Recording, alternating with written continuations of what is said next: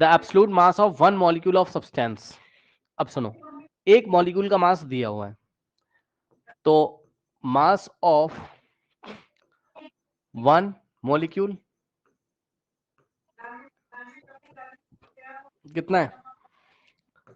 5.32 into 10 raise to the power -23 ग्राम।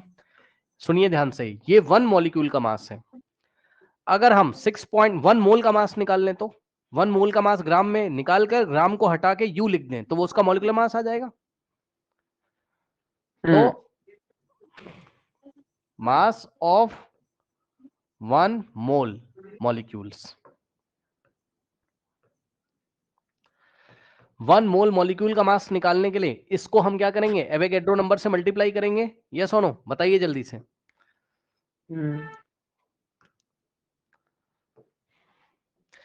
क्योंकि ये 1 molecule का मास है, और 1 मोल मॉलिक्यूल का मास कितना होता है? इसको हम 6.022 इंटू 10⁻23 से क्या करेंगे? Multiply.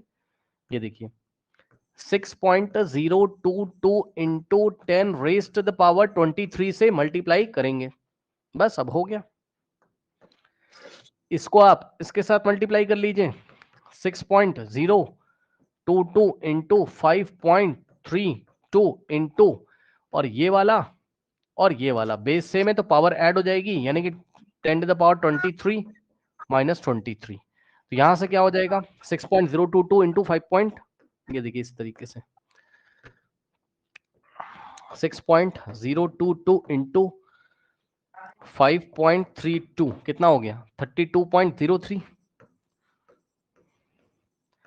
Into 10 raise to the power 0, 23 minus 23 0, यानी कि 32.03 को आप 32 भी लिख सकते हो, कोई दिक्कत नहीं है, ठीक।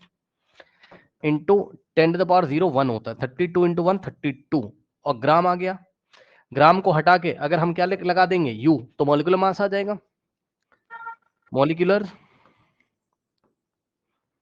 मास, तो हम क्या करेंगे? 32 जी को हटा के यू लिख देंगे, यूनिफाइड मास। अब बताओ कौन सा ऐसा मॉलिक्यूल होता है जिसका मॉलिक्यूलर मास 32 यू होता है? बताइए। ऑक्सीजन। सल्फर नहीं, यस सल्फर नहीं भाई, ऑक्सीजन। सल्फर क्यों हो जाएगा? मॉलिक्यूल की बात हो रही है ना भाई, कहां पर हो भाई? इधर। ये सल्फर का एटम है, ये सल्फर का एटम है, और ये सल्फर का क्या है? मॉलिक्यूल है, ठीक। ठीक। और ये ऑक्सीजन का एटम है, और ये ऑक्सीजन का क्या है? मॉलिक्यूल है, मॉलिक्यूल। O2। और मैं आपको याद दिलाना चाहता हूं एक बार फिर से, सल्फर का सिंबल कुछ ऐसा होता था, नीचे 16 ऊपर 32। ये एटॉमिक मास है या मास नंबर है, और ये उसका एटॉमिक नंबर है। और ऑक्सीजन में नीचे 8 ऊपर 16। तो O2 का निकालोगे, ऑक्सीजन के मॉलिक्यूल का मॉलिक्यूलर मास निकालो, कितना देगा? 2 इंटू 16 32 यू। तो फिर ऑक्सीजन का मॉलिक्यूलर मास कितना होता है? 32 यू।